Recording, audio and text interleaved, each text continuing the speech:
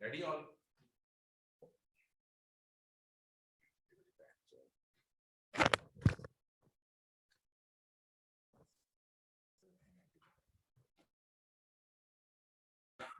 बिस्मिल्लाहिर्रहमानिर्रहीम। Hope all are being okay. आप सब लोग ठीक हैं जनाब? क्या पोजीशन है जी गुप्ता की बुक की? दिखाइएगा जरा मुझे ख्वातीन हज़रात। गुप्ता की बुक किसी को मिली कि नहीं मिली? कोई हाथ आपके किसी के हाथ आई है कि नहीं आई? Those who have got the Gupta book जो मैंने आपको बताई थी, जस्ट रेज योर हैंड या थम्स अप करके मुझे बता दें। मुझे आइडिया होगा कि किसी एक आधे को भी मिली कि नहीं। वाह वाह, आमना के पास कहाँ से आ गई है? Good. Oh my God, 6 7 8 9 10 11 14 15 16। Good. तो मतलब ये है कि 8 10 12 लोगों को अगर मिल गई है तो फिर ये सबको मिल जाएगी। जाहिर सी बात है, ये किताब जो है ये टाइम लेगी। और आपकी सहूलत के लिए जरूरी नहीं है कि अगर आपको ये किताब नहीं मिलती तो देना, तो आप लोगों ने इसी किताब को ढूंढते रहना है। आपके लिए इस बात के भी चांसेस हैं कि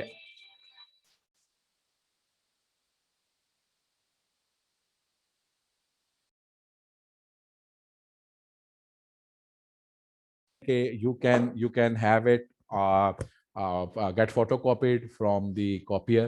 कयूम साहब के पास स्कैन कॉपी भी अवेलेबल है और वो ग्रुप में शेयर्ड है आपके पास। और इसमें जो सिर्फ और सिर्फ कॉन्ट्रैक्ट एक्ट वाला पोर्शन है ना, फिर आप सिर्फ उसको कॉपी करवाएं। बाकी उस किताब काफी बड़ी है लेकिन हमें सिर्फ कॉन्ट्रैक्ट एक्ट में उसका इस्तेमाल करके चलना है। अच्छा जनाब, जरा मैं थोड़ा सा इस किताब के पॉइंट ऑफ व्यू से भी बात करूं। किसी का कोई क्वेश्चन अगर हो लास्ट लेक्चर से रिलेटेड, किसी का अगर कोई क्वेश्चन है तो पहले वो पूछ ले। फिर मैं यही जो लेक्चर हमने जो कि किताब से पढ़ा था, मैंने जो क्या थोड़े से केस लॉज और एग्जांपल्स बतानी है तो मैं फिर उसको लेके आता हूं उसके ऊपर। दानियाल जी। वालेकुम सर। जी वालेकुम अस्सलाम। सर उसमें जो ऑफर के इंटेंशन है सर, उसमें कॉन्ट्रेक्चुअल इंटेंशन की समझ नहीं लगी। कॉन्ट्रेक्चुअल इंटेंशन की समझ मैं बताता हूं। तुम्हारी मंगनी हुई हुई है? No sir. तो बेटा अगर तुम्हारी मंगनी होगी ना और तुम्हें अपनी मंगनी तोड़नी पड़ेगी तो क्या उसके लिए तुम्हें कोर्ट में जाके तलाकें करानी पड़ेंगी? ये पीछे से आवाजें तो बंद करो ना यार। हेलो। यस और सर। दानियाल नहा रहे हो? No sir. तो रोज तुमने शोर तो ऐसे डाला हुआ है, ऐसे पीछे टूटी खुली होती है। दानियाल मैं ये कहना चाह रहा हूं कि अगर तुम्हारी मंगनी हो और मंगनी तोड़नी पड़ जाए तो क्या तलाकें होंगी? No sir. और अगर शादी होने के बाद तुम्हें अगर शादी तोड़नी पड़े तो फिर तलाक लेनी पड़ेगी, कोर्ट के पास जाना पड़ेगा। Yes sir. क्यों? आखिर क्यों? क्योंकि वो लीगल। ये यही तो मैं लफ्ज तुम्हारे मुंह से, ये तुम्हें किसने सिखाया कि चूंकि वो लीगल है और पहला लीगल नहीं है? ये फदवी जिशान आबद ने। तो जब जिशान आबद ने ये बताया तो यही तो बताया था। इसी तो कहते हैं कॉन्ट्रेक्चुअल इंटेंशन। आप सोशल एग्रीमेंट्स को, सोशल अरेंजमेंट्स को आप कॉन्ट्रैक्ट एक्ट में नहीं लेके आते। मंगनी एंगेजमेंट कॉन्ट्रैक्ट एक्ट में नहीं आती, लेकिन जो शादी है वो एक लीगल इंटेंशन के साथ एक हमारा मुआहदा क्रिएट हुआ है। तो बेटा उसके लिए आपको क्या करना पड़ेगा? वो आपकी कॉन्ट्रैक्ट एक्ट में कवर हो जाएगी, लेकिन सोशल अरेंजमेंट जो है वो कॉन्ट्रैक्ट एक्ट में कवर नहीं होंगे। इज इट नहीं ओके? हो। Thank you sir. चलो दानियाल अपने आप को म्यूट कर लो प्लीज। जनाब सैफुर रहमान, सैफुर रहमान अनम्यूट करें अपने आप को। देखो जरा फिर से कर लिख करके देखो। अस्सलाम वालेकुम सर। जी वालेकुम अस्सलाम सैफ। सर ये जो पहला इसकी सब हेडिंग है 2%, सर इसमें एटलीस्ट 2% नहीं था आना चाहिए? अच्छा चलो तुम एटलीस्ट कर दो भाई। चले ठीक है। तुम एटलीस्ट कर दो अगर तुम एटलीस्ट से खुश हो। वैसे तो 2% भी काफी है, नो प्रॉब्लम, कोई फर्क नहीं पड़ेगा इसके साथ, ठीक है। तो 2% भी जी काफी है, ठीक। लेकिन अगर आपको एटलीस्ट से खुशी होती है, देखो ना इंसान की खुशी बड़ी जरूरी है, ठीक है। तो अगर अगर सैफ एटलीस्ट से खुश हो जाता है तो गुप्ता को क्या फर्क पड़ेगा? आज से हमने एटलीस्ट कहना शुरू करना है जी। आगे चलें जी, हो गया। चले जनाब। जनाब हमारे पास ऑफर और एक्सेप्टेंस में गुप्ता के ऊपर आ रहा हूं, और आप देखिएगा बात समझाने की ये है कि ये तकरीबन वही बात है जो हम पहले पढ़ के आए हुए हैं। लेकिन ये किताब जो है ये माखज है जिससे आपकी ये लॉ की किताब लिखी गई। व्हेन वन पर्सन, वही बात, when one person signifies to another his willingness to do or abstain from doing anything with a view to obtaining the assent of that other to such act or abstinence, he is said to make a proposal। ठीक है जी। और proposal को हमने क्या कहा? उसको हम offer भी कहते हैं। वो शख्स जो ऑफर करता है उसको हम ऑफरर कहते हैं, जिसको ऑफर की जाती है उसको हम ऑफरी कहते हैं। और फिर अगर हम प्रपोजल को वर्ड स्पोकन में करें या रिटन फॉर्म में करें तो उसको हम क्या कहते हैं? एक्सप्रेस ऑफर कहते हैं। ये पढ़ा के आया हूं। उसने कहा ऑफर की मुख्तलिफ किस्म की टाइप्स हैं। अगर एक ऑफर जो है वो वर्ड स्पोकन से की जाए या वर्ड्स रिटन से की जाए तो वो एक्सप्रेस ऑफर होती है। और अगर कोई ऐसी ऑफर है जिसमें लफ्जों का इस्तेमाल ना किया जाए बल्कि वो आपके एटीट्यूड से हो, बाय योर कंडक्ट हो, तो उसको हम क्या कहते हैं? उसको हम इंप्लाइड ऑफर कहते हैं। मैंने आपके साथ कल भी डिस्कस की थी। यहां पर एक ऑफर की और टाइप डिस्कस की हुई है जो कि हमें यहां पर डिस्कस कर लेनी चाहिए, हालांकि आपकी किताब में भी दी हुई है आगे जाके, लेकिन यहीं पे डिस्कस करते हैं। ऑफर को हम एक और एंगल से भी हम डिस्ट्रीब्यूट कर सकते हैं। कुछ ऑफर्स ऐसी होती हैं जो स्पेसिफिक ऑफर्स होती हैं और कुछ ऑफर्स हो जो कि जनरल ऑफर होती हैं। स्पेसिफिक ऑफर वो होती है कि मैं कहूं कि ये ऑफर क्यूम साहब आपके लिए, ये स्पेसिफिक है सिर्फ क्यूम साहब के लिए, या ये ऑफर सिर्फ और सिर्फ टिप्स के स्टूडेंट्स के लिए है, ये भी स्पेसिफिक है, एक स्पेसिफिक क्लास ऑफ पर्सन के लिए। इन्हें हम कहते हैं स्पेसिफिक ऑफर। ऐसी ऑफर जो किसी खास शख्स के लिए या किसी खास क्लास ऑफ पर्सन के लिए हो, उसे हम स्पेसिफिक ऑफर कहते हैं। लेकिन वो ऑफर जो पब्लिक एट लार्ज के लिए हो, जो वर्ल्ड एट लार्ज के लिए हो, जो सब के लिए हो, किसी खास बंदे के लिए ना हो, जो भी आए आके वो कंडीशंस पूरी करे और चीज ले ले। मैं गाड़ी बेच रहा हूँ, ये शोरूम्स में गाड़ियां लगी हुई हैं, वो ये तो नहीं कहा गया कि सिर्फ टिप्स के टीचर ही गाड़ी ले सकते हैं, ये तो नहीं कहा गया कि सिर्फ फैसलाबाद का बंदा वो गाड़ी ले सकता है। भाई जो आए, फैसलाबाद, लाहौर, इस्लामाबाद, कराची, टमकटू, जिथों मर्जी आए आके पैसे तो गड्डी लै जाओ। So that is the public offer, that is the offer which is public at large। लेकिन याद रखिएगा, हम बेशक पब्लिक एट लार्ज के साथ ऑफर तो कर रहे हैं, लेकिन भाई हम पूरी दुनिया के साथ कॉन्ट्रैक्ट तो नहीं कर सकते ना। अगर मेरे पास एक गाड़ी है, मैंने कहा जी मैंने ये गाड़ी बेचनी है, जिसने खरीदनी है आकर करोड़ रुपए में गाड़ी ले जाए, ऑफर तो मैंने पूरी दुनिया को कर दी। अब पूरी दुनिया को मैं गाड़ी तो एक है, तो गाड़ी बेशक मैंने ऑफर सबको कर दी है, लेकिन वो ऑफर जिसको मैं पहले, मेरी ऑफर जिसने पहले एक्सेप्ट कर ली, उसका राइट होगा कि मैं उसको गाड़ी दे दूं। तो जरूरी नहीं होता कि अगर हमने किसी को पब्लिक एट लार्ज पे ऑफर कर दी है तो सारी दुनिया मेरे पास आ जाए कि मैंने भी गड्डी दो, तो मैंने भी गड्डी दो, तो मैंने भी गड्डी दो, आपने ऑफर क्यों की थी? नहीं, ऑफर जो है अगर आप चाहें तो आप किसी स्पेसिफिक शख्स को कर सकते हैं, ऑफर आप पब्लिक एट लार्ज को कर सकते हैं। अगर आपने स्पेसिफिक ऑफर किया है, मैंने ऑफर किया क्यूम साहब को, तो फिर बिलाल शौकत साहब उस ऑफर को कबूल नहीं कर सकते। भाई जब मैंने ऑफर की नहीं बिलाल साहब को, तो बिलाल साहब कैसे ऑफर कबूल कर सकते हैं? जिस शख्स को ऑफर की जाए उसी को कबूल करनी पड़ेगी। अगर आपने ऑफर की है पब्लिक एट लार्ज को, तो फिर कोई भी शख्स आकर ऑफर को कबूल कर सकता है। जनाब, पहला केस जो कि मैं आपके साथ यहां पे डिस्कस करना चाह रहा हूं, वो है एक बीबी Carlill versus Carbolic Smoke Ball case. क्या है ये case Carlill versus Carbolic Smoke Ball का? हुआ ये कि मेरी अंग्रेजी के मुताबिक हुआ ये कि कार्लिल जो थी वो एक खातून थी जो कि सिगरेट पिया करती थी, और एक कंपनी थी जिसका नाम था कार्बोलिक स्मोक बॉल लिमिटेड। इसने एक टैबलेट, एक स्मोक बॉल्स मार्केट में इंट्रोड्यूस करवाई कि जो कोई भी ये बॉल्स इस्तेमाल करेगा उसको सिगरेट की जो आदत है वो खत्म हो जाएगी। अब क्या हुआ? उसने कहा अगर इन बॉल्स को इस्तेमाल करने से अगर किसी को फ्लू होगा, अगर इन बॉल्स को इस्तेमाल करने से किसी को फ्लू होगा, तो भाई हम उसको $100 इनाम के तौर पे या हर जाने के तौर पे देंगे। उस बीबी ने, कार्ल ने, वो जो स्मोक बॉल्स थी उनको इस्तेमाल किया। अच्छा, ये ऑफर कौन सी है? ये ऑफर स्पेसिफिक ऑफर नहीं है, ये तो पब्लिक ऑफर है, जनरल ऑफर है। तो उस बीबी ने उस ऑफर को सामने रखते हुए और स्मोक बॉल्स को इस्तेमाल किया ताकि वो अपने जो स्मोकिंग की हैबिट है उसको छोड़ सके। और उसको क्या हुआ? उसको वाकई इन्फ्लुएंजा हो गया। उसने कोर्ट में केस कर दिया। उसने कहा जनाब मैंने ये देखें स्मोक बॉल्स परचेज किए हैं, और ये मेरे पास रसीद है, मैंने स्मोक बॉल्स को इस्तेमाल किया है, और इस्तेमाल करके ये देखे मुझे फ्लू हो गया, इन्फ्लुएंजा हो गया। डॉक्टर ने कहा है कि स्मोक बॉल के इस्तेमाल से हुआ है। तो जनाब ये इनकी ऑफर थी कि अगर किसी को ये प्रॉब्लम होगी तो हम उसको $100 जो है वो पेनल्टी के तौर पे देंगे, तो मुझे इनसे $100 लेके दो। इसके ऊपर वो कोर्ट में चले गए, और कोर्ट में जाकर जब उन्होंने स्मोक बॉल वालों को पूछा तो उन्होंने कहा कि सर हमें सिर्फ ये बता दें, हाँ हम मानते हैं, हमने ये कहा था, हम ये मानते हैं, हमने कहा था जो हमारी चीज इस्तेमाल करेगा और उसको फ्लू होगा हम 100 देंगे, लेकिन आप ये तो बताएं कि हमने इनको ऑफर कब किया है, मैं इनके घर कब ऑफर करने आया था? इनको चाहिए था कि इसको इस्तेमाल करने से पहले ये मेरे पास आते, हमें बताते कि मैं इस्तेमाल करने लगा हूं, मैं आपकी ऑफर को एक्सेप्ट करने लगा हूं। तो फिर इसके ऊपर कोर्ट ने एक दुनिया के लिए एक अहम डिसीजन दिया कि नहीं, ऑफर के लिए जरूरी नहीं है कि आपको सिर्फ और सिर्फ, उन्होंने कहा कि सर उस वक्त लोगों को नहीं पता था कि जनरल ऑफर भी होती है, तो उन्होंने कहा कि सर देखें ऑफर के लिए जरूरी है कि ऑफरर और ऑफरी दोनों को पता हो, मैं ऑफरर तो तू ऑफरी, तो हमें तो पता ही नहीं कि इसने कब इस्तेमाल किया, ये हमें बताती है, हम इसको तरीकाकार बताते हैं या इसको यूं करते फला करते।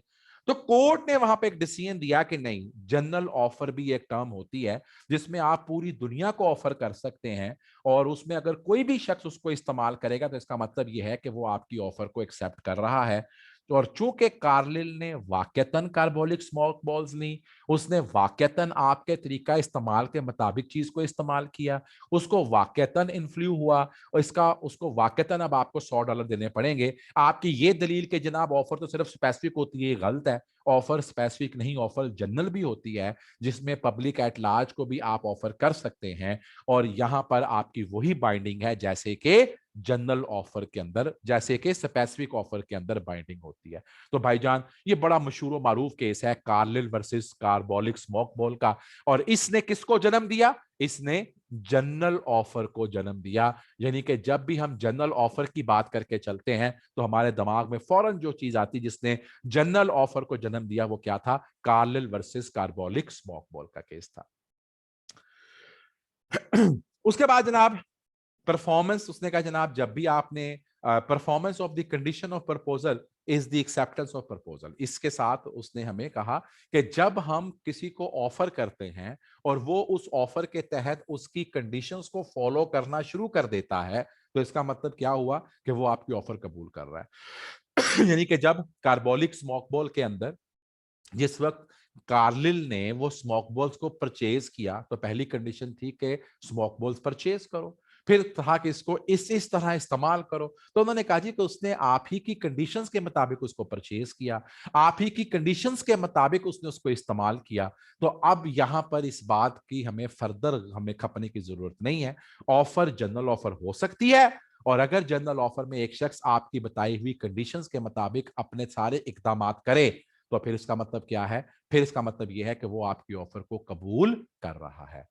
आपको अगर कभी आप कोई शर्ट लेकर आए और उसके पीछे टैग लगा होता है जो ये कहता है, और वो कहें जी कि अगर ये कलर इसका ब्लीड हो जाएगा तो हम इसको तब्दील कर देंगे, और आपको उसने लिखा हुआ है कि इसको आपने गर्म पानी में धोना है, नीम गर्म पानी में धोना है, इसको मशीन में नहीं डालना, तो अगर आपने उस कंडीशंस को सामने रखते हुए उस शर्ट को धोया और उसका कलर ब्लीड हो गया, तो इसका मतलब क्या हुआ कि आपने जो ऑफर थी रिटर्न की उसको सामने रखते हुए उसकी कंडीशंस के मुताबिक उसको धोया।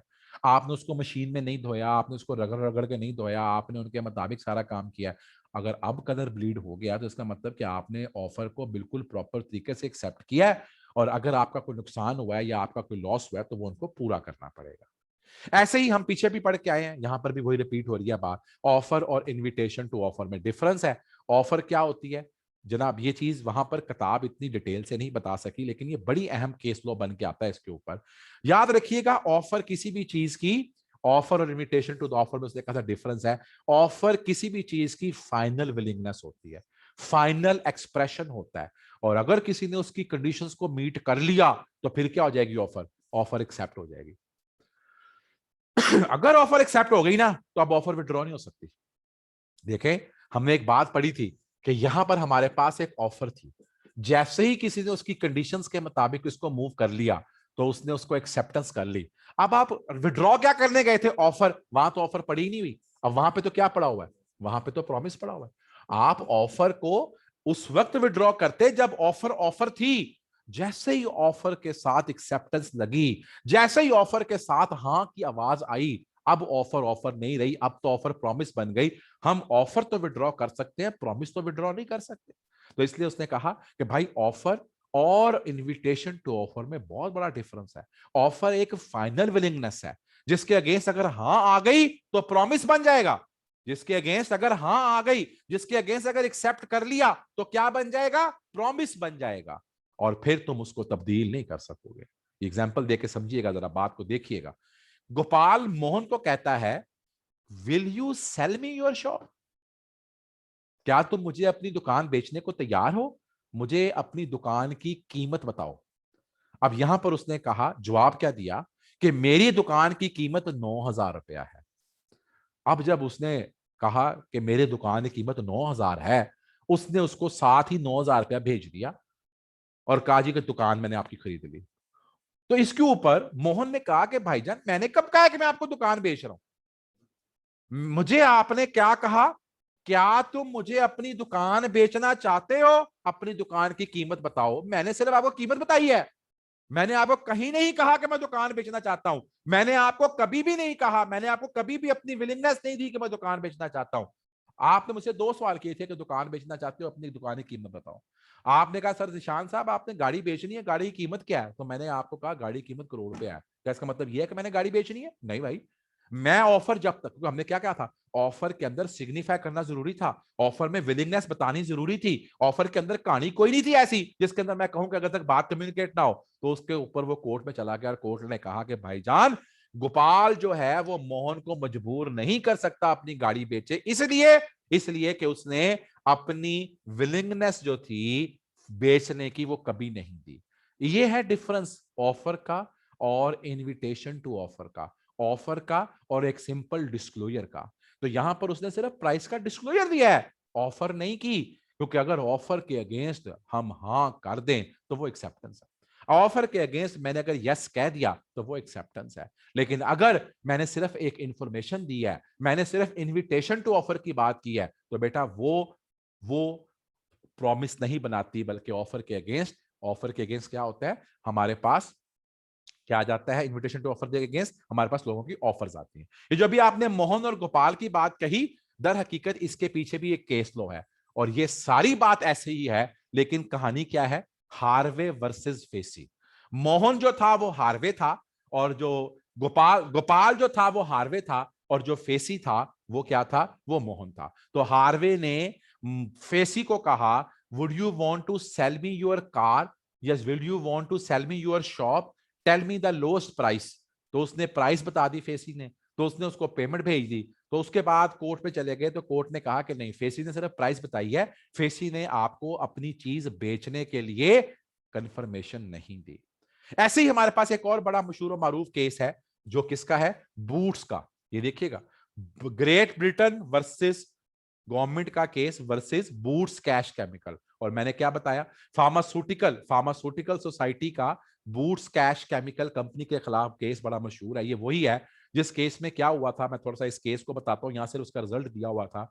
मैंने बताया कि एक बीबी गई, वो बूट्स फार्मेसी में गई और उस बूट्स की फार्मेसी में से जाके उसने खुद से जाके, वो सेल्फ सर्विस की शेल्फ लगी हुई थी, उसने वहां से कुछ ट्यूबें परचेज करने के लिए उठाई।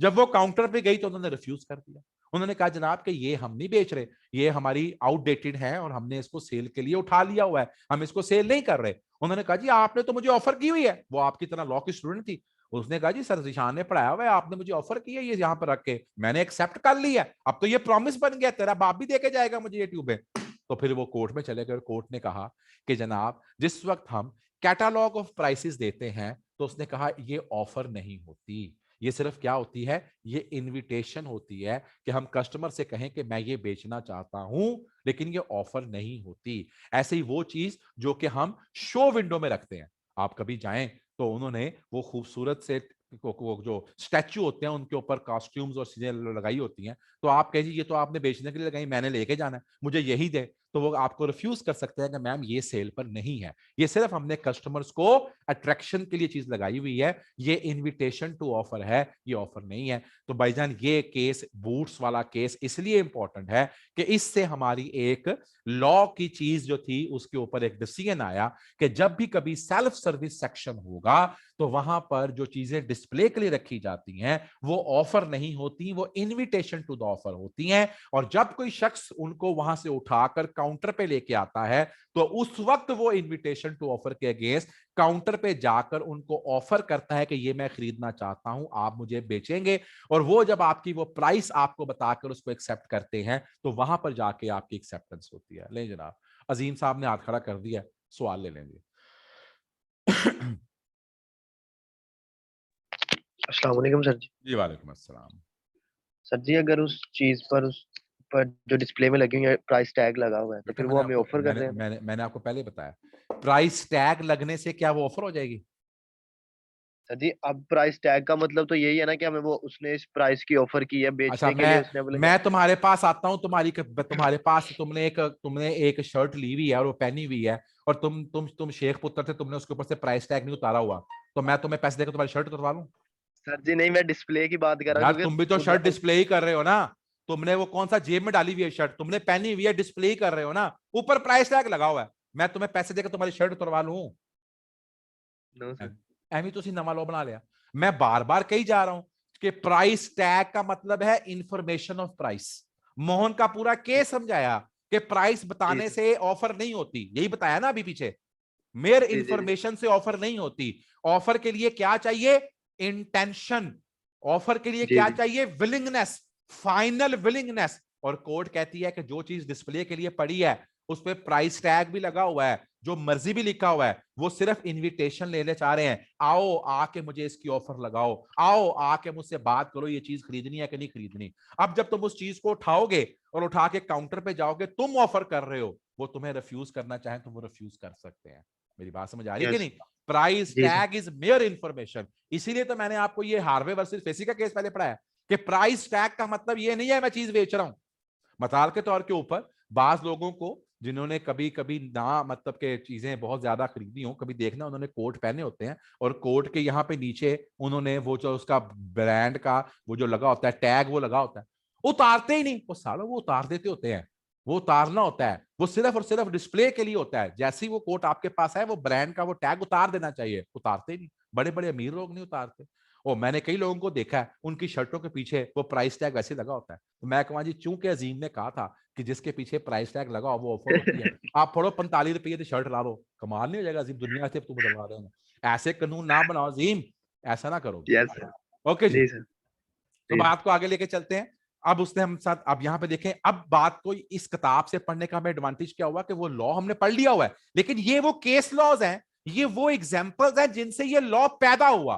तो हमने पहला पीछे केस लॉ किसका पढ़ा? हमने पहले बात की तो हमने पहला केस लॉ जो था वो हमने पढ़ा यहां पर जाके, कार्लिल वर्सेस कार्बोलिक का, जिससे हमने क्या सीखा कि भाईजान ऑफर जो होती है वो जनरल ऑफर भी की जा सकती है, और अगर कोई शख्स उसको आपकी कंडीशंस के मुताबिक परफॉर्म करे तो it amounts to be the acceptance. Carlill versus Carbolic case. फिर हमने पढ़ा हार्वे वर्सेस फेसी का केस, जिसमें हमने कहा कि मेयर इंफॉर्मेशन देने से ऑफर नहीं होती जब तक एक शख्स ये ना कहे कि हाँ मैं ये चीज तुम्हें बेचना चाहता हूं, हमें उसकी हाँ चाहिए।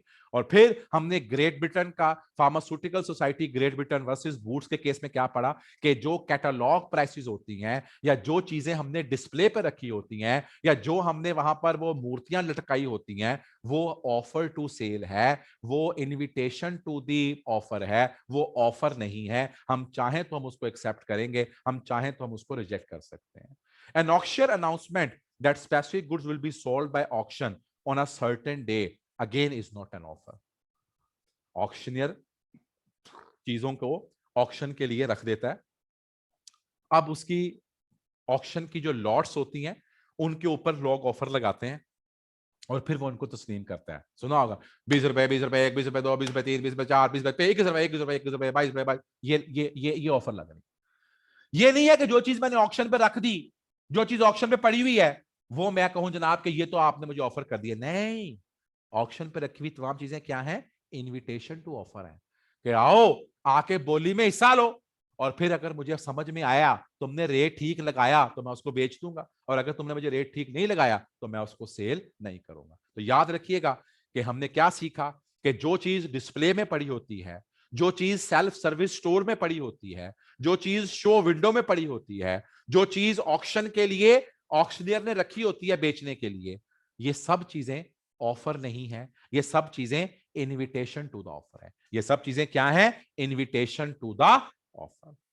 अब जनाब इसके लीगल रूल्स क्या हैं? हम पीछे पढ़ के आए हैं। ऑफर जो है वो ऐसी होनी चाहिए which can be accepted and which give rise to the legal relationship. बार बार कह रहा है, बार बार बता रहा है कि सोशल रिलेशनशिप, सोशल इनविटेशन जो है वो ऑफर क्रिएट नहीं करती, लीगल रिलेशनशिप का होना जरूरी है। अभी सुबह मैंने बताया है, फिर से बता रहा हूं कि भाईजान एंगेजमेंट एग्जाम्पल है सोशल अरेंजमेंट की, और शादी एग्जाम्पल है लीगल रिलेशनशिप की। बिलाल शौकत साहब ने कहा जी मैं बड़ा अच्छा कीमा गोश्त बनाता हूं सर, आके मेरे से खा लीजिएगा। तो ये एक सोशल अरेंजमेंट है। अगर बिलाल ने मुझे कीमा गोश्त बना के ना खिलाया, मैं इसका लक बांध दूं, इसको मुक्का मार लूं, ये मेरा उसका मसला है, लेकिन मैं उसके ऊपर कोर्ट में केस नहीं कर सकता। लेकिन आज मैंने 4 लोगों के खाने की दावत जो थी वो मैंने एक होटल में बुक कराई हुई थी। जब मैं वहां पे पहुंचा हूं तो उन होटल वालों ने हमें सर्व नहीं किया। अब मैं उनका लक तो पन्नूंगा ही पन्नूंगा, लेकिन मैं उनका कोर्ट में भी केस करूंगा, इसलिए कि बिलाल शौकत के घर जाके खाना एक सोशल अरेंजमेंट थी, होटल में जाकर खाना वो सोशल नहीं थी, वो एक लीगल अरेंजमेंट थी, और उसके अगेंस्ट मेरे पास पूरी रेमेडीज अवेलेबल है। फिर उसने कहा दूसरा रूल क्या है, टर्म्स ऑफ ऑफर। जनाब ऑफर एम्बिगुअस नहीं होनी चाहिए, ऑफर अनसर्टेन नहीं होनी चाहिए, ऑफर वेग नहीं होना चाहिए। क्या मतलब, तू मैंने 500 रुपया दे, मैं तुझे खुश कर दांगा। ये खुश करने वाली कहानी क्या आ गई? तू मैंने 2000 रुपया दे, तेन पप्पू जा घोड़ा दवांगा, पता नहीं केड़ा घोड़ा वा पप्पू का। तो भाईजान offer should be very clear. Bilal साहब।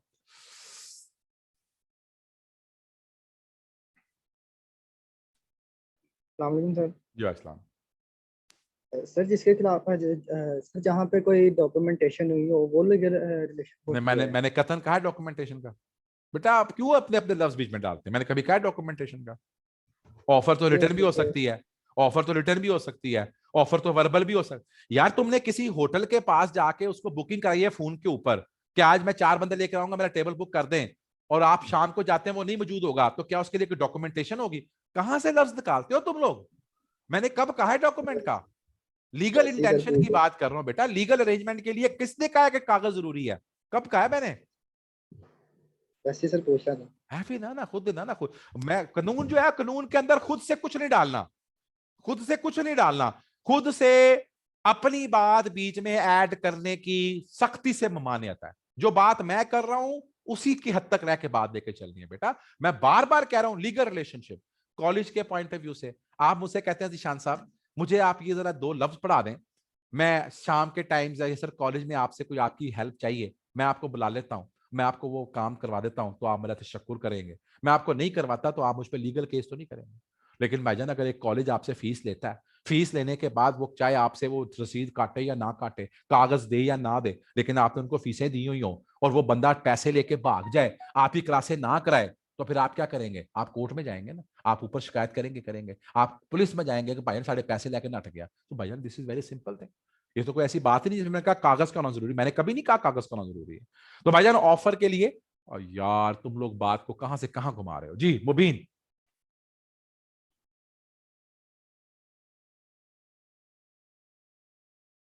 मुबीन काशिफ। मुबीन काशिफ आपने रेज हैंड किया बेटा। चलो अगर आपका अनम्यूट हो गया तो सवाल पूछ लीजिएगा। मैं मेरी तरफ से आपको मैंने आस्क फॉर अनम्यूट का आपको ऑप्शन दे दिया हुआ है। You have some problem at your side. तो मैं बात कर रहा हूं कि ऑफर और इनविट, आप हमारे पास ऑफर की टर्म्स का क्लियर होना बहुत जरूरी है। अगर हमारी ऑफर की टर्म्स क्लियर नहीं है, मैंने कहा जी मैं आपको, आप मुझे 20 लाख दें, मैं आपको गराज में खड़ी हुई गाड़ी दे देता हूं। अब गाड़ियां तो 2 खड़ी हैं, मैम शाजिया की भी खड़ी है, मेरी भी खड़ी। तो you have to be make it very much clear कि कौन सी गाड़ी होगी और कैसी। ये बात का पॉइंट हमारे वहां भी दिया हुआ है सर, मैं रिपीट कर रहा हूं इस बुक से। और फिर उसने कहा कि ऑफर जो है वो डिफरेंट है किससे? अपनी इंटेंशन डिक्लेयर करने से, कोटेशनों से, टेंडर से, सर्कुलर से। क्योंकि हम जब बात करके चलते हैं तो ऑफर एक फाइनल डिक्लेरेशन होती है। और फिर यहां पर उसने दोबारा रेफरेंस किसका दिया? फार्मास्यूटिकल वर्सेस बूट केस का, जिससे हमने क्या सीखा था कि सेल्फ सर्विस, काउंटर पे पड़ी हुई चीज, शोकेस में पड़ी हुई चीज, और ऑक्शनियर की जो चीज ऑक्शन के लिए मौजूद हो, वो हमारे लिए ऑफर नहीं होती, बल्कि वो इनविटेशन टू ऑफर होती है। और फिर जनाब offer must be communicated. Offer को कम्युनिकेट करना बहुत जरूरी है। अगर एक शख्स को हम ऑफर करें और वो जो ऑफर है वो शख्स तक कम्युनिकेट ना हुई हो, तो इसका मतलब यह है कि उस तक ऑफर नहीं हुई। मैंने आपको बताया था जब तक ऑफर कम्युनिकेट नहीं होगी उस वक्त तक उस शख्स के लिए ऑफर ऑफर नहीं होगी। मैं इस केस लॉ पे बाद में आता हूं, पहले मैं बात को आगे लेके चलूं। तो ऑफर मस्ट बी कम्युनिकेटेड। और ऑफर को कहा था ऑफर कब कम्युनिकेट होती है? Offer is communicated when it come to the knowledge of person to whom it is made. जब तक मैं बिलाल शौकत को ऑफर करके वो कागज या वो लफ्ज इस तक पहुंच ना जाए, वो ऑफर नहीं होगी। मैंने एक ऑफर की, मैं अपना मोबाइल 2000 रुपए में बिलाल शौकत तुम्हें बेचना चाहता हूं, तुम खरीदना चाहते हो, ये मैंने कागज पे लिखी और बोझी में डाल ली, तो क्या ये बिलाल शौकत के लिए ऑफर होगी? नहीं। जब तक ये इस तक पहुंचेगी नहीं, जब तक क्यूम तक वो ऑफर पहुंचेगी नहीं, ऑफर एक्सेप्ट नहीं हो सकती। Offer must be made with the view to obtain the assent offer इसी नीयत से हो कि मुझे अगले का जवाब चाहिए। ऑफर में कोई इस तरह की टर्म नहीं होनी चाहिए जिसमें हमने कहा था नेगेटिव कंफर्मेशन। अगर तूने मुझे इसका जवाब ना दिया तो मैं क्या समझूंगा, तूने हाँ कह दिया, तो इसके अंदर भी कोई केस लॉ नहीं है। तो ये हमारे पास इस किताब से ऑफर की डिस्कशन थी जिसके ऊपर हम बात कर रहे थे। अब जरा मैं आपके साथ आना चाहता हूं, जरा स्क्रीन ले आइएगा बच्चों के साथ, और अब केस लॉ एक आपके लिए मैं आपसे पूछना चाह रहा हूं। आप मेरा कहानी सुनिएगा और मेरी कहानी सुनने के बाद आपने मुझे बताना है कि आपकी इसके ऊपर क्या ओपिनियन है। अगर कोई क्लास में रिपीटर मौजूद है तो उससे मेरी रिक्वेस्ट है, गुजारिश है कि वो इस जगह के ऊपर कोई लुचफराई ना करे, ठीक है जी। जनाब एक एक एक एक एक एक बच्चा है, और वो जो बच्चा है, वो बच्चा जो है, वो बच्चा शेख साहब का, वो घर से बाहर निकलता है। वो जो बच्चा है वो घर से बाहर निकलता है, और घर से जब बाहर निकलता है तो भाईजान क्या होता है कि वो बच्चा जब घर से बाहर निकलता है तो खेलने के लिए निकला शेख साहब का बच्चा। सामने गार्डन था, और वो गार्डन में जब खेलने के लिए गया, यार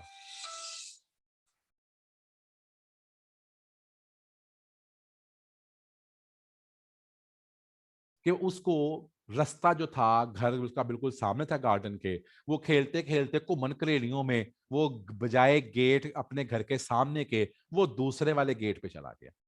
अब दूसरे वाले गेट पे जाकर उस बच्चे की उम्र छोटी थी, 4 साल 5 साल का बच्चा था, उसको अपना घर नजर नहीं आया।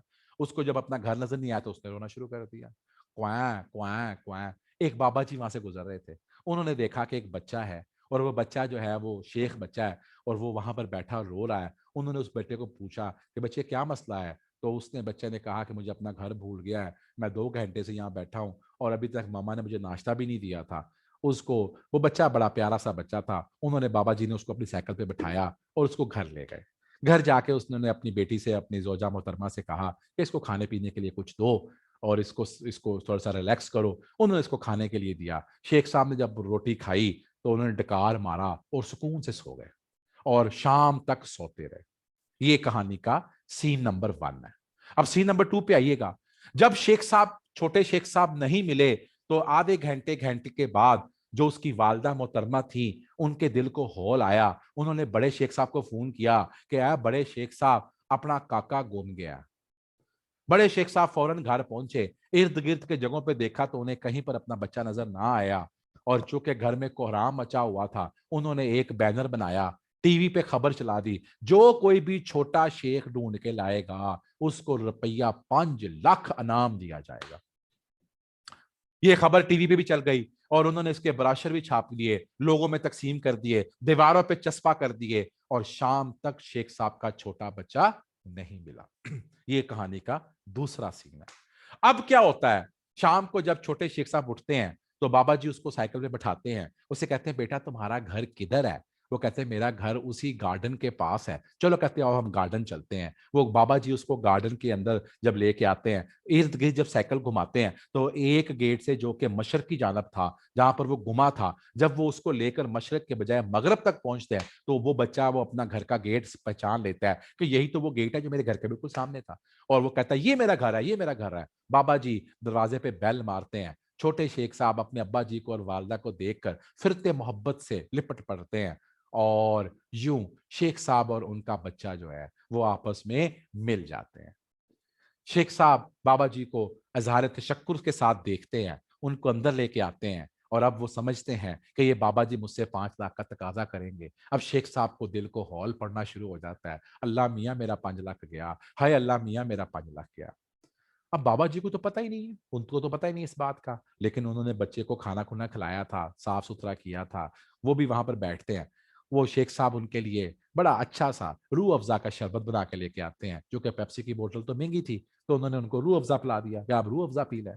और उन्हें पूछते हैं कि आप कोई खाना खाएंगे, तो वो उनके लिए, जो आज के दिन में शेख साहब ने खुसूसी तौर पर ज्यादा मेहमानों के आने की वजह से दाल बनवाई थी, क्योंकि गोश्त तो वो अफोर्ड नहीं करते शेख साहब, उन्होंने वो जो दाल थी, नान और रोटी, वो भी उन्हें खिलाई। बाबा जी बहुत खुश हुए, अल्लाह मियाँ शेख साहब कितने अच्छे इंसान हैं, अपने हाथों से मुझे शरबत पिलाया, अपने हाथों से मुझे दाल रोटी खिलाई।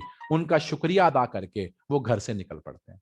अब जब वो घर से निकल के वापस जाते हैं तो शेख साहब की भी सांस में सांस आती है कि शुक्र है कि बाबा जी ने मुझसे 5 लाख का तकाजा नहीं किया।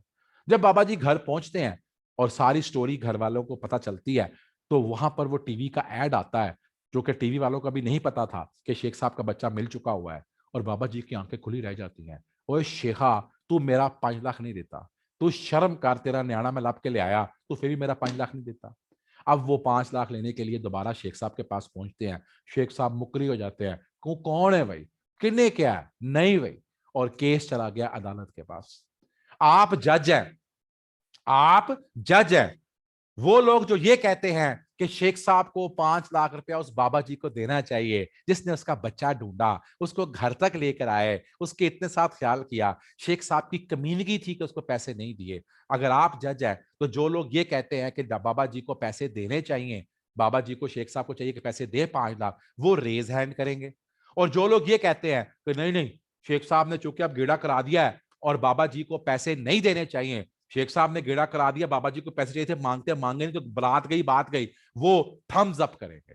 तो 2 किस्म के लोग होंगे जज, एक रेज हैंड करेंगे और एक थम्स अप करेंगे। मैं देखता हूं किस किस में इंसानियत है, कौन कौन सा जलील इंसान थम्स अप करके शेख साहब के सपोर्ट के अंदर बात करता है। जरा मैं दिखाओ ना, पहले मैं थम्स अप वाले कमीने देखूं कितने लोगों ने थम्स अप किया।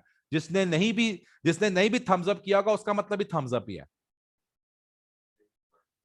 तो सब लोगों के अंदर इंसानियत जागी हुई है, सब लोग अपने दिल से देखा तो एक मिनट, 2 कमीने नजर आ रहे हैं थम्स अप वाले, थले आई मैं हूं देख के थम्स अप वाले उन्हें भी एनालाइज करते हैं। जो समझता है कि बाबा जी को पैसे नहीं मिलने वो थम्स अप करे, और जो गैरत के साथ ये समझता है कि नहीं बाबा जी ने पैसे देने थे, उनका हक बनता था, वो रेज हैंड करे। ओए होए होए, नीचे आ जल्दी जल्दी आ, मैंने आगे ही चलना है। और जिन लोगों ने रेज हैंड नहीं किया हुआ उसका मतलब क्या है कि ये उल्लू के पट्टे सोए हुए हैं। आप लोगों ने रेज हैंड क्यों नहीं किया, बाकी जो लोगों ने क्यों नहीं रेज हैंड किया हुआ नीचे सबने? तौसीफ, अशरफ, महरीन, हमजा, ये नीचे सबसे नीचे लेकर आओ, सबसे नीचे लेकर आओ। हाँ। उसामा महमूद, उमैर, तैयबा, तैयब राजपूत, शानजे अफजल, ये आप लोगों का जवाब क्यों नहीं आया हुआ? बहुत ही अफसोस की बात है। राणा वैस, नफीस जावेद, अब ऊपर आइएगा जरा।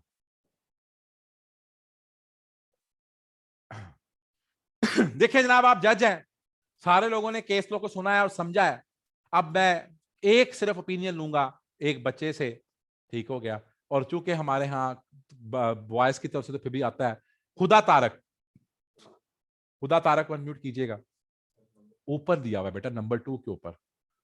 हाँ जी, खुदा,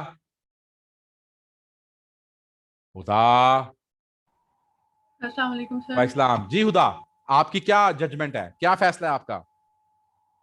सर क्योंकि उसने एक जनरल ऑफर बनाई थी और उसने हाँ। मतलब कहा था कि मैं दूंगा तो उसे Good. देने पड़ेंगे, देने पड़ेंगे, उसे उसका पब्लिक बाप एट भी देगा। लार्ज पे हर इंसान को दिया था, देने पड़ेंगे। बिल्कुल, तो फिर खुदा के दिल में अभी भी इंसानियत जाग रही है। खुदा आज भी मतलब इंसानियत और अपने दूसरों के गम के साथ जिंदा है। 101 बच्चे हैं मेरे पास इस क्लास में माशाल्लाह, जो कि इस बात को समझते हैं कि गरीब का हक खाने से शेख साहब अमीर नहीं होंगे। ये जिस अब सब लोग जिन्होंने हैंड्स अप किया वो हैंड्स डाउन कर दें, जिन्होंने हैंड्स अप किया वो हैंड्स डाउन कर दें। और अब जिसने ये थंब अप किया हुआ इस खबीस को निकालो, कौन है ये, जरा मैं इसको तो पूछूं, इसे क्या तकलीफ है? और थम्स अप वाले भी फौरन मुकरने लग गए। खुदा अपने आप को बेटा म्यूट कर लो, जिसके देखो किसी का अगर किसी का थम्स अप है, एनीवन जिसने थम्स अप किया हुआ है, या थम्स अप वाला बंदा कोई खोल दो ना, छाड़ दे, तो 1 मिनट नाम पकड़ा है, नीचे आओ, ये वाला पकड़ो, ये वाला, दिस वन, या anyone. Awais, Awais, can you unmute yourself? जी अस्सलाम अवैस। वालेकुम सर। अस्सलाम। सर जी उसे पैसे नहीं देने चाहिए क्योंकि शर्म अगर करो बाबा जी को अवैस, ऑफर का खूब मरने का मुकाम है। तुम जैसे लोग होते हैं जो कि गरीबों का हक खाते हैं, तुम जैसे लोग वकील बन बन के शेखों के पैसे जो है ना वो गरीबों तक नहीं जाने देते। बहुत अफसोस की बात है। अच्छा जी, अब इसके ऊपर हम फर्दर बहस नहीं करेंगे। हम इससे पहले कि अवैस कुछ बोले, let me give you the बेटा एग्जांपल, हम इस बात को कंक्लूड कर लें। देखिए एक बात समझिएगा, मैंने इसीलिए आपको थोड़ा सा जज्बाती कर दिया। इसका सही जवाब ये है, रेज हैंड खत्म कर दें, ऑल डाउन प्लीज। इसका सही जवाब ये है दर हकीकत कि शेख साहब को पैसे नहीं देने पड़ेंगे, और उसकी रीजन क्या है समझिएगा।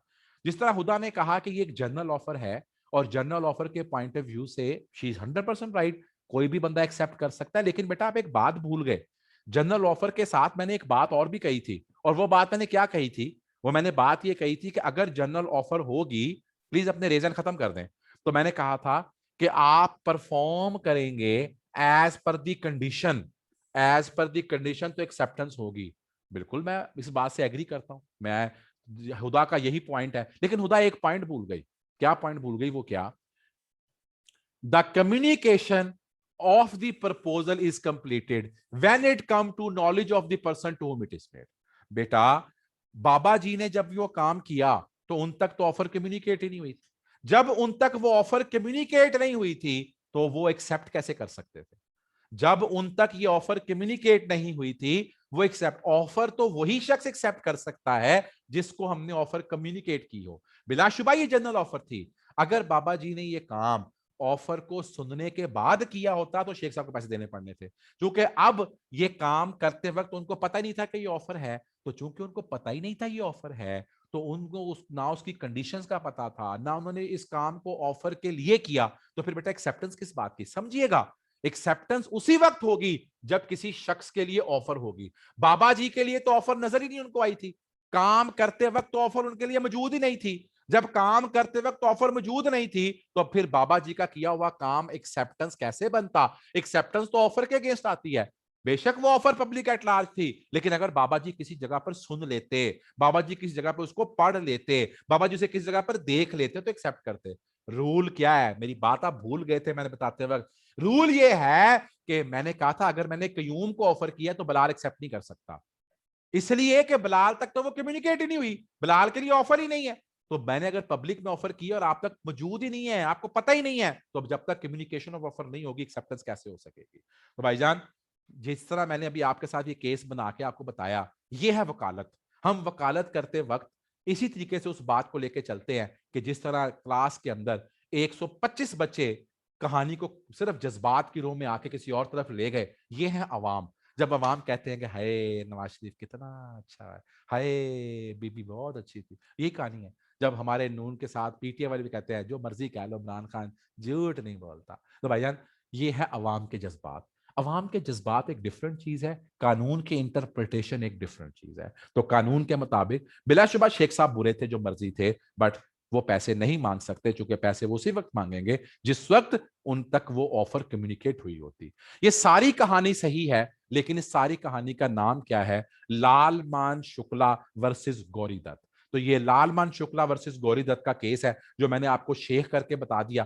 थोड़ी सी मैंने जरा उसके अंदर अंग्रेजी और थोड़ी सी मैंने कहानी और डाल दी, but this is Lalman Shukla versus Gauri Dutt case. तो जनाब ये थी आज ऑफर। अब मैंने आपको ऑफर का लेक्चर दोनों किताबों से करवा दिया है, दोनों बुक से मैंने आपके साथ शेयर कर दिया है। बेटा ये जो मैंने केस लॉज बताए हैं, इन केस लॉज का तरीका कार बता देता हूं। ये केस लॉ घर जाओ और अपनी एक कॉपी बनाओ और उस कॉपी में केस लॉ लिख लो। आगे जाके केस लॉज थोड़े हो जाने हैं, लेकिन आप इन केस लॉज को समझाने का मकसद क्या है? वो जो पेपर के अंदर आपको जब ये केस लॉ आता है ना, तो ये सेम तो नहीं आता, लेकिन इसी तरह का आता है। तो बच्चा कहता है कि यार मैं इसको कहां से सोचूं, मैं इसका केस लॉ उस वक्त बनता है जब आप जज बन जाते हैं। मैंने आपको जज बना दिया। वो हमने जब हार्वी वर्सेस फेसी केस किया तो आप जज थे। अब बताएं क्या गोपाल को, मोहन को, वो उसको घर दुकान बेचनी है कि नहीं बेचनी? बेटा ये है एप्लीकेशन ऑफ लॉ, ये है कानून की शिक को अप्लाई करना। तो बेटा ये इतना आसान काम नहीं है। एटलीस्ट अगर मेरे साथ आप ये सारे केस लॉज को जिस तरह मैंने आज आपसे एक्सप्लेन किया समझ जाएंगे और इसको अपने साथ जहन में रखेंगे, आई कैप की ऐसी कम तैसी कि वो आपका एक नंबर भी काट सके। ये सब बातें इनकी अंग्रेजियां किताब में लिखी हुई हैं, लेकिन इनके ये केस तो किताब में से खा गए हैं। बच्चे को खब्बी दिखा के सज्जी मार जाते हैं, बच्चे को किताब पढ़ा के केस तो ये दे जाते हैं, इसकी एग्जाम्पल बना कर दे देते हैं, इसका न्यूमेरिकल सा बना कर दे देते हैं, बच्चा फेल हो जाता है। तो हमारा रिजल्ट क्यों निकलता है 80-90% कि हम ये सारे केस तो साथ साथ करते हैं, तो फिर आपको वो प्रॉब्लम नहीं आती। जनाब आज की बात यहां पे खत्म कर रहा हूं। किसी का कोई क्वेश्चन है तो you are free to ask, raise your hand, otherwise हम आपका आज का लेक्चर यहाँ कंक्लूड कर रहे हैं। आई डू होप सो कि आपको आज का लेक्चर समझ आया होगा। अब आप अपनी किताब से याद करेंगे और इस किताब से सिर्फ और सिर्फ केस लॉज को पढ़ेंगे। जनाब अबरा अहमद निसार। सर ये न्यूमेरिकल कैसे बना देते हैं? छाट दे इसका न्यूमेरिकल से मेरी मुराद गलती से मुंह से निकल गया, अल्फाज वापस दिए, केस लो बना देते हैं। मैं अकाउंटिंग ठीक पढ़ाता है हूं तो सर। मुंह से न्यूमेरिकल निकल गया। हाँ जी, तलहा शेख साहब। अस्सलाम वालेकुम सर। वालेकुम अस्सलाम। सर ये वो रेस्टोरेंट वाली जो एक एग्जांपल आपने दी थी कि आप जाके उससे बात कराते हो तो वो एक फिर वो लीगल बन जाएगा। बिल्कुल। तो सर अगर इन केस हम कोर्ट में जाते हैं उसके खिलाफ और हमारे पास कोई वो लीगल पेपर या डॉक्यूमेंट नहीं होता तो हम किस तरह से उसको प्रूव करेंगे? सर ये सवाल आपका बहुत अच्छा है, लेकिन ये क्वेश्चन मुझे आपने कल के लेक्चर में शुरू में पूछना है। इज इट क्लियर जी? क्योंकि इसके ऊपर मुझे थोड़ा सा एक्सप्लेन करना पड़ना है। आपने बहुत अच्छा पॉइंट पूछा हुआ है, तो हम जब तलहा नेक्स्ट लेक्चर करेंगे तो आप यहां से मेरे से बात शुरू करेंगे, ठीक है? मैं ये पहले ठीक है पॉइंट सर। आपको बताऊंगा और फिर मैं बात आगे लेके चलूंगा। Okay, thank you ji, thank you and God bless you. Conclude कर